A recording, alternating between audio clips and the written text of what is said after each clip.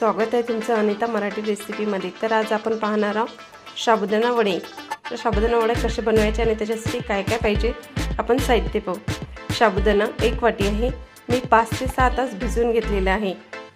शेंगदाणे भाजलेले 1 वाटी, राजगिरीचे पीठ, 2 आलू ते बॉईल करून घ्यायचे, हिरवी मिरची आणि त्याच्यासोबत जी चटणी लागणार आहे आपली त्याच्यासाठी आहे शेंगदाणे आणि खोबरं कीस।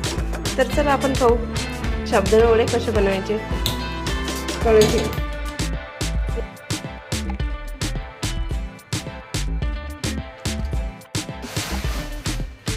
साबुदाणा घेतला मी, हा 1 वाटी भिजवलेला साबुदाणा। आलू घ्यायचे त्याचे मॅश करून, तुम्ही किसून सुद्धा घेऊ शकता। आलू मला जेवढी लागली तेवढी हिरवी मिरची तुम्ही चवीनुसार घेऊ शकता। या मिरचीचा तुम्ही बारीक ठेचा पण करू शकता। शेंगदाण्याचं चूर काढले तुम्ही, जेवढं लागलं तुम्हाला तेवढं घेऊ शकता। तुमचं जर साबुदाणा जास्त असेल तर तुम्ही शेंगदाण्याचं चूर थोडंसं जास्त घेऊ शकता किंवा जेवढं लागलं तेवढं। आणि 1-1.5 चम्मच राजगिऱ्याचं पीठ, शिमला मिर्च चवीनुसार। तुम्ही जिरं तुमच्या आवडीनुसार टाकू शकता। तुमच्या इथे जर जिरं खात असेल तर टाकायचं, नाही तर नाही टाकलं तरी चालेल। हे सर्व मिक्स करून घ्यायचं आता एकजीव। हे सर्व मिक्स करून झालेलं आहे।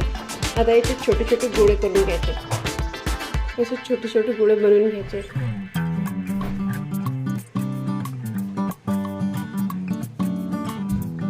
मी जो साबुदाणा सांगितलेला आहे तो 5 ते 6 माणसांसाठी होऊन जाते। घरातील सर्व मेंबर जे आहे त्यांचे पोट भरून एवढं होणार। हे पण दुसरा पण गोळा करून घेतला। अशा प्रकारे आपण वडे बनवून घेऊ सर्व।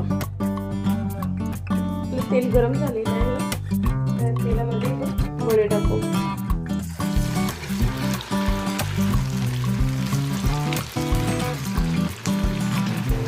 हे वडे जे आहेत थोडेसे हाय फ्लेमवरच करायचे आहेत, नाहीतर ते ऑइली होणार। आता आपण एक वेळ पलटी करूया।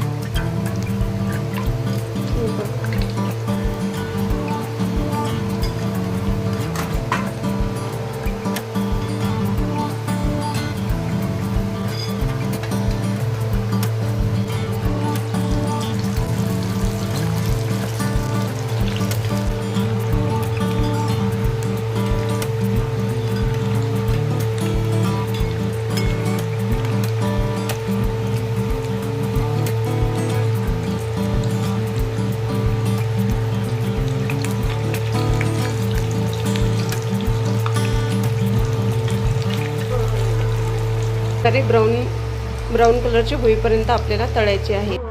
हे पण छानपैकी होत आले। अजून एक वेळ आपल्याला पलटी मारायचे, ते पूर्ण ब्राऊन होईपर्यंत तळायचे आहेत, जेणेकरून हे क्रिस्पी येतील आणि मस्तपैकी छानपैकी कुरकुरीत लागतील। सोबत चटणी खाण्यासाठी मी केलेले आहे बारीक पिसलेलं खोबरं आणि भाजलेले शेंगदाणे। हे मिक्सरमधून बारीक पेस्ट काढून घ्यायची आहे। नंतर त्याला आपण तडका देऊ। नंतर मिरची,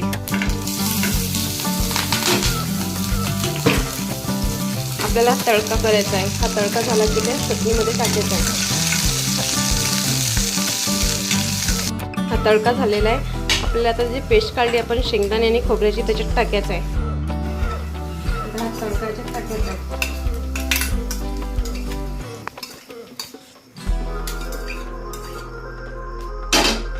आता सर्व मिक्स करायचं आहे चवीनुसार, साखर चवीनुसार। हे सर्व मिक्स करून घ्यायचं। आपली जी चटणी आहे वड्यासोबत ते तयार झाली खाणे। हे पहा साबुदाणा वडे तयार झालेले आहे। आपण शेंगदाणे आणि खोबऱ्याच्या चटणीसोबत सर्व केलेले आहे।